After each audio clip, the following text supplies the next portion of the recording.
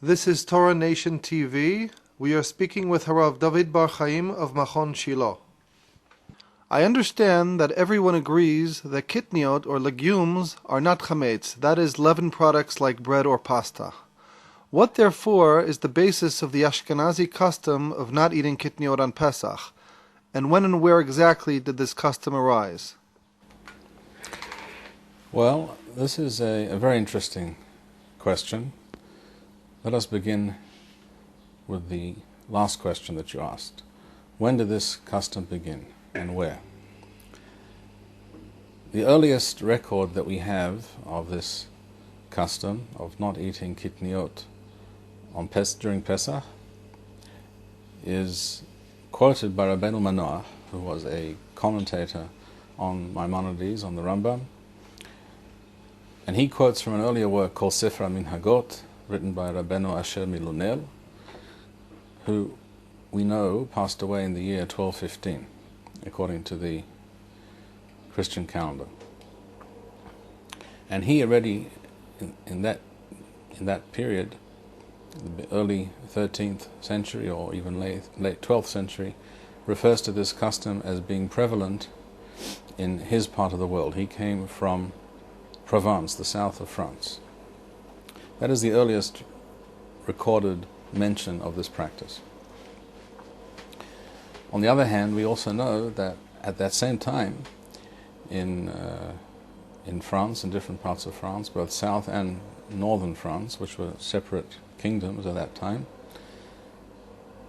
during the earlier part of the 12th century, such as the students of Rashi, who wrote a number of Halachic works based on the teachings and interpretations of their teacher Rashi. And there we find that they write explicitly that it is entirely mutar, permissible, to cook and eat rice and other legumes on Pesach. So we see that during the earlier part of the 12th century, this custom was not known in that part of the world, but by the last decade or two of the 12th century in southern France and apparently also northern France, this custom is mentioned. As for the reason for this custom, in all the earliest records which discuss this minhag of not eating kitniyot, which all come from France, and this is significant because they are not mentioned originally by any of the Rishonim, any of the medieval Torah scholars of Ashkenaz of Germany at that time, only later. So it's clear that this custom originated in France for reasons that are unclear to us, but that was the origin. The reason given by all the earlier sources is that kitniyot are a secondary form of chametz. That is to say, we have real chametz, which is real leavened dough, such as bread dough and the dough used for making pasta and crackers and what have you. And that's real chametz, what we call in Hebrew chametz gamur. And then you have chametz mishni, a secondary minor level of chametz, which is something we have not heard of. In other words, it's not mentioned by Chazal, it's not mentioned by the sages in the Mishnah, in the Talmud, in any such source. There's no mention of any such idea that kitniyot are a minor form of chametz and therefore are also to be considered asur on Pesach. But that is the reason given. And precisely because this reason is so unusual and so incomprehensible, all the authorities that mention this practice immediately reject this concept out of hand. When I say all the authorities, I refer to Rabbeinu Yitzchak Mikorvel, the author of the Smak, who mentions this practice and says that that is the reason given by those who have this custom, and he rejects that reason, that this is a form of chametz. The same is true for Rabbeinu Manoach himself, who rejects this claim. He says those who have this practice give this reason that it is a form of chametz, and he rejects this out of hand. The author of the Smak wishes to suggest a different reason, which is that just as the 5 grains, wheat and barley, etc., which are usually ground into flour and to be used in the making of bread. They can also be used, of course, for making things like porridge. Just as those grains may be ground into flour and used to make porridge, in the same way you can take rice, for example, grind it into flour and make a kind of a porridge out of that. And people may confuse one with the other. They may think that if you can do the one, you can also do the other. And therefore, he wants to suggest this is the reason for this practice. However, this is a very unlikely and somewhat forced explanation. There were others. Rabbeinu Yaakov Bar Turim writes that those who have this custom claim that it is possible that grains of wheat or barley will become mixed with grains of rice, etc. And if you therefore eat rice on Pesach, for example, you will not notice that there are some other grains mixed in with the rice, and you will end up eating chametz on Pesach. And he himself rejects this claim. He refers to it as a humra yethera, an unnecessary and extreme stricture.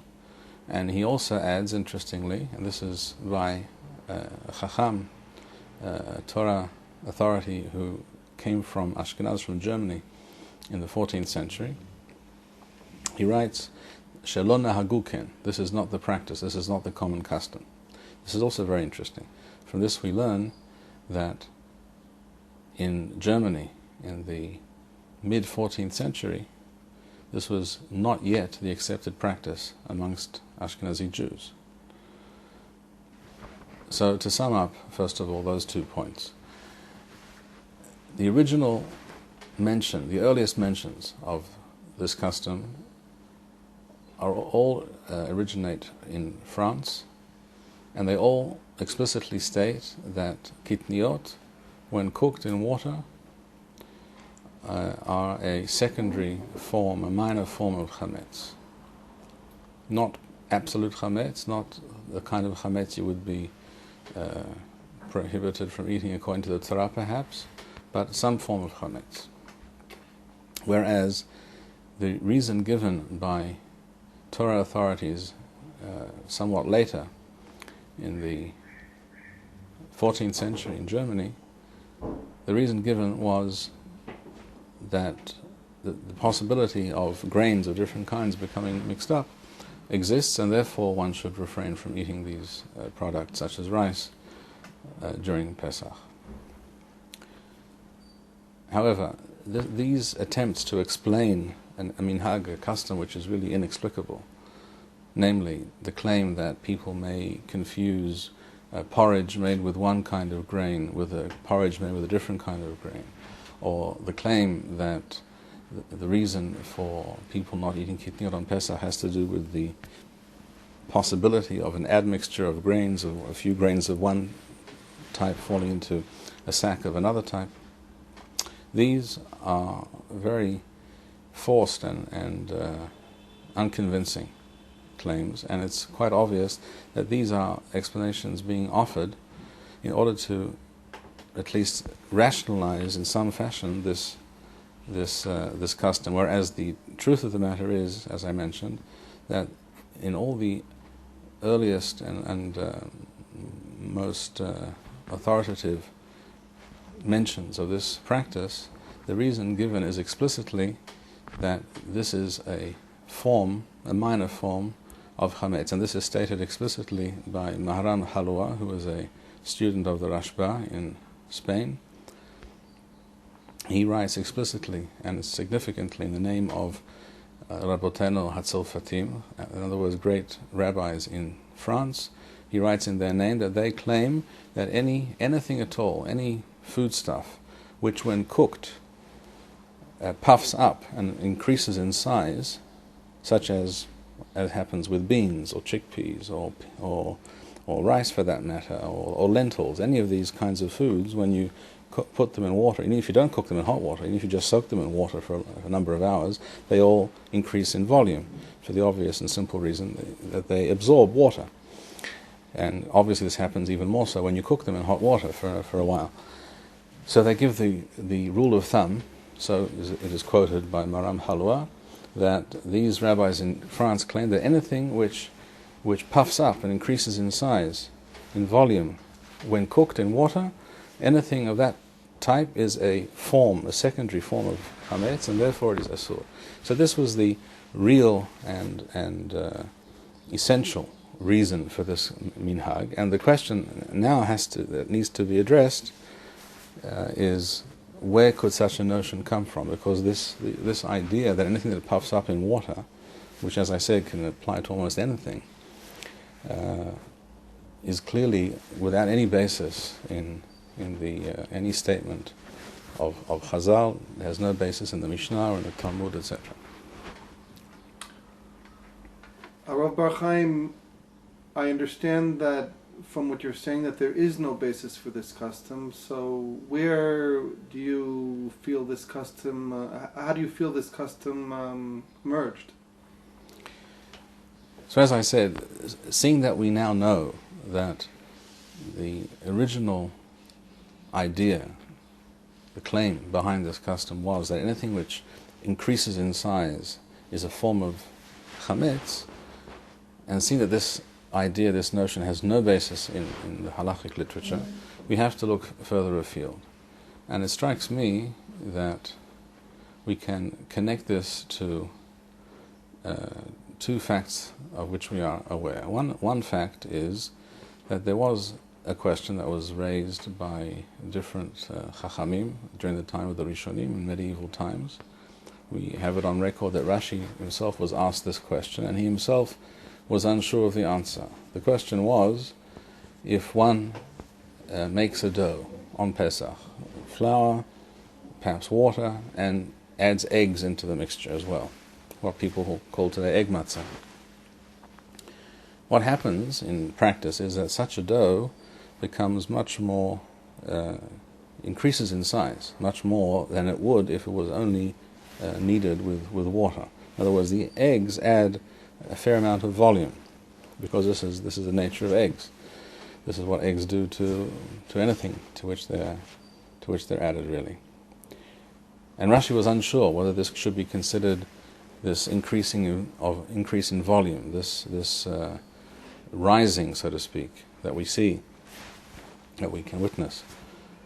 He was unsure whether this should be considered a form of chimutz or not. It's interesting to note that his grandson, Rabbeinu Tam, was quite certain that it was not in any way a form of chimutz, and had nothing to do with hametz, and he allowed, without any qualms, the mixing of eggs into dough to make matzah on Pesach, etc. The connection between the eggs and the kitniyot, the legumes, is the fact that in both cases we're talking about the phenomenon of something increasing, rising, which of course is reminiscent to some extent of what happens to a regular dough, a bread dough, for example, to which you mix, for example, yeast. Over time, it increases in size, right? A dough can, in fact, double and even more in size when kneaded properly and allowed to rise as is necessary. And when you see another type of mixture, also a dough perhaps, or a legume mixture of some kind, also increasing in size, one can understand that this in some way reminds one of the process of himutz, of leavening, which occurs in a dough which is really chametz. The other fact that we know is that amongst the Karaites, the Karaim, there was in the past, and still is in the present, a custom of not consuming certain foodstuffs during Pesach which have undergone a process of fermentation, such as yogurt. There are Karaim who do not eat yogurt during Pesach because it is fermented. And there is, of course, a connection between fermentation and the sourish taste that fermentation imparts to different foods, and the real process of leavening, of chimutz, when it comes to bread, for example, because a bread dough rises because it is in fact fermenting. There is a process of fermentation which causes it to rise. That's not to say, however, that every type of fermentation is a form of chametz. It all depends on the ingredients. If you do not have the 5 grains, which according to Halachic can produce chametz, involved in this process, then it's not a question of chametz. It's a process of fermentation. You can ferment anything, just about. For example, wine is fermented grape juice, for example. That has nothing to do with chametz. At any rate, there is such a phenomenon amongst the Karaim of considering foods that are fermented, which are sour, which is of course related to the Hebrew word so'or, which is sourdough, considering such things to be a form of chametz. Similarly, there are Karaites who do not eat foods like beans on Pesach, which of course again is very reminiscent of the Ashkenazi custom of not eating kitniyot during Pesach.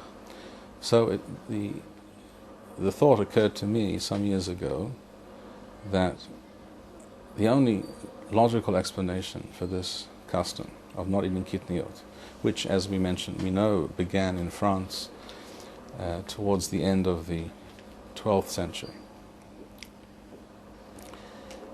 must be the fact that somehow these Karaite notions of what constitutes hametz, what constitutes a leavened product, somehow made their way into certain Jewish communities in that part of the world. And from there it spread to the general Ashkenazi communities throughout Western Europe. And yet, despite what we just said now, based on the other sources that we mentioned, such as the Tur, etc., who, writing in the 14th century, speaks of it as not being a common custom, it only became an accepted, a widespread custom amongst the Ashkenazim, apparently in the 15th century. So do you feel that Ashkenazi Jews are required to abide by this custom? And does it make a difference if we are speaking of Jews living in Israel or overseas? The Talmud Yerushalmi, in Masechet Pesachim, Tractate Pesachim, in the 4th chapter, speaking about the validity of customs, of minhagim, states that if a person has a custom of not doing something because he believes it to be forbidden, he believes it is asur, and he is then told, or he discovers at some point that this is not true, and that this thing is in fact mutar, he is allowed to drop that custom. It is clear to me that this is exactly such a case. The custom of Kitniyot is based on error, without a doubt. This claim was clearly enunciated by a number of Rishonim. For example, we mentioned Rabbeinu Yitzchak Mikorvel, the author of the Smak. He writes that those who claim that this is a form of chametz are mistaken. Rabbeinu Manoach, after he quotes from Sefer HaMihnagot that we mentioned earlier, he says those who think this is a form of chametz are mistaken. Maram Halua, who quotes great rabbis in France who claim that anything which increases in size when cooked is a form of chametz, he says this is certainly not so. The Or Zarua, quoting Rabbeinu Shlomi Plaiza, one of the Rishonim in France also, who was aware of this custom, writes explicitly that in my eyes this custom is based on a mistake. Rabbeinu Yerucham, quoted by the Beit Yosef on the Tur, writes explicitly that this is a minhag shtut. The words mean simply minhag shtut is a custom based on stupidity or irrationality. So therefore, we have before us a custom which is based on error and lack of information and misunderstanding of basic halachic concepts. And such a custom, in my view, and in the view of all the Rishonim that I just quoted, is not binding. And this despite the practices of one's forefathers. This despite the practice of one's forefathers. Because even if one's forefathers had a certain custom which we then discover is based on error, misunderstanding, etc., or misinterpretation, even if it was based on a certain halachic authority which is then understood by other authorities to be incorrect, this practice can and should be dropped. The Rambam makes this point explicitly in Hilchot Yisurei Biyah, in the 11th chapter, for example.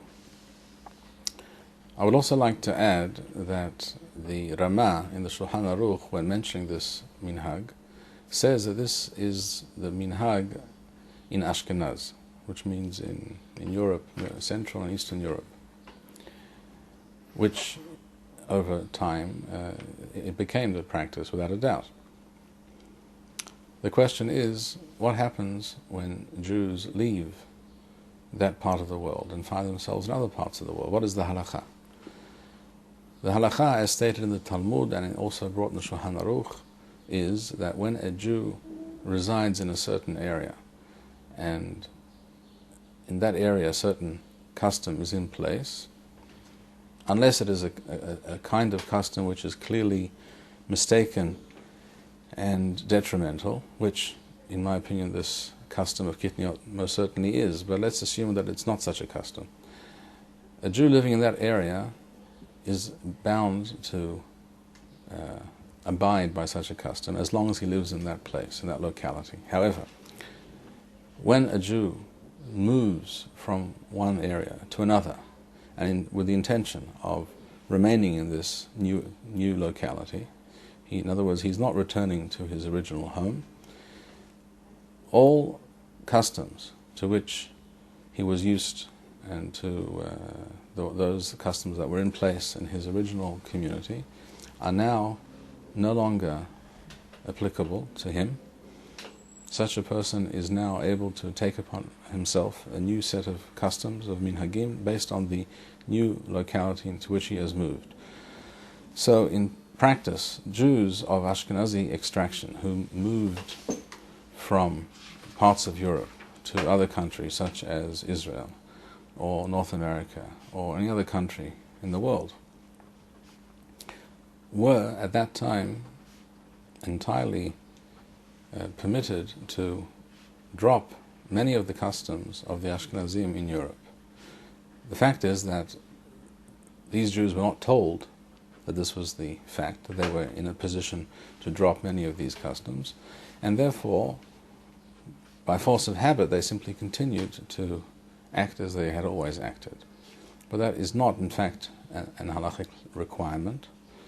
It is not necessary that Jews always behave in such a way, and particularly with reference to such a strange and detrimental custom as this, it is definitely the case that all Jews of Ashkenazi extraction, regardless of whether they live in Eretz Yisrael or overseas, are, in my opinion, entirely permitted to drop the custom of not eating kitniyot on Pesach. You may want to know why I consider this to be a detrimental custom and a problematic issue, one which deserves so much attention. There are a number of reasons. One of them is simply the fact that, as the Talmud itself makes clear in a number of places, it is a very serious matter indeed to disallow something for Jews when it in fact is permitted. To make that which is mutar into something which is asur is in fact considered to be more serious than making something which is asur into something mutar. This may not be the way many people think, but this is what the Talmud thinks. It is incorrect and improper to tell Jews that something is forbidden if it is not in fact forbidden. This causes many Jews to feel that Judaism in general and Pesach in particular are an unreasonable and unbearable burden, and this is a time of year for many Jews, so I hear from many quarters, where people feel that life is made more difficult, there's nothing to eat, and everything's very expensive, and it's just not a positive experience. There is no reason that Pesach should be anything but a positive experience. The real message of Pesach should not be issues such as Kitniyot. The real issues of Pesach are: who are we as a nation, as a people? Where are we going? What is our destiny? What is our duty vis-a-vis Hashem, vis-a-vis ourselves, vis-a-vis our forefathers who sacrificed so much so that we would be here today where we are? What is our purpose going into the future? And are we living up to what the Torah describes our purpose as being? That is to say, Mamlechet Kohanim v'Goy Kadosh, a nation based on the principles and values and the precepts of the Torah, which is God's plan for the world, so that we will be an example for the rest of humanity.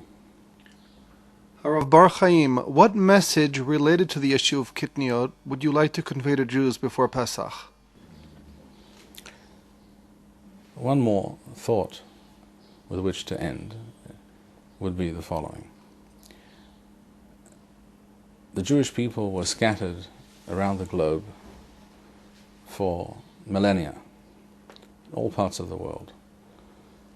We were not really a nation or a people, we were scattered communities, floating like flotsam on the sea, separate, distinct, with a very vague and unfulfilled sense of belonging to a nation, but in fact there was no nation.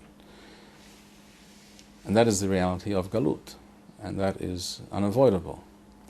The Jewish people have returned en masse to Eretz Yisrael in the last few generations, and the Jewish people continues to return to Eretz Yisrael. This is our home, this is where we belong, and this is the place in which we will finally live up to our God-given duty and the privilege of being Hashem's messenger to the rest of mankind. In order to create a nation that wishes and is capable of fulfilling such a role, we can no longer afford to be divided within ourselves by issues of, are we Ashkenazim, are we Sephardim, do we have to follow this custom or that custom? We have to, as it were, redefine ourselves. It's not as Ashkenazim or Sephardim or Temanim, but simply as Jews. Jews living in Eretz Yisrael, or Jews who will, in the near future, Bezrat Hashem, be living in Eretz Yisrael. The Jewish people, the Jewish nation is being reconstituted. And in order to move forward into the future, we have to begin building the bridge from the present into that future. The Halacha is an expression of Torah Judaism in any and every historical circumstance. And by definition, it has to be recalibrated according to the challenges and realities that the Jewish people face at any given time. Today, the challenge and the essential task the Jewish people must set itself to is to reconstitute a Jewish nation based on the principles and precepts of the Torah. But this cannot be done by simply following blindly the modalities of Galuth mode Judaism. We have to begin creating Geula mode Judaism, and that must also find its expression in our Halachic practice. We have to therefore build a bridge based on clear, unequivocal and authoritative Halachic sources, such as those we have mentioned in this talk today. We can and must build on such a basis a Halachic framework for the Jewish people, for the present and particularly for the future generations. And therefore, reuniting the Jewish people around the core aspects of Torah and Halacha, and not dissipating our energies and concerns on different and somewhat dubious customs, such as this custom of Kitniyot. This is an important step in that direction.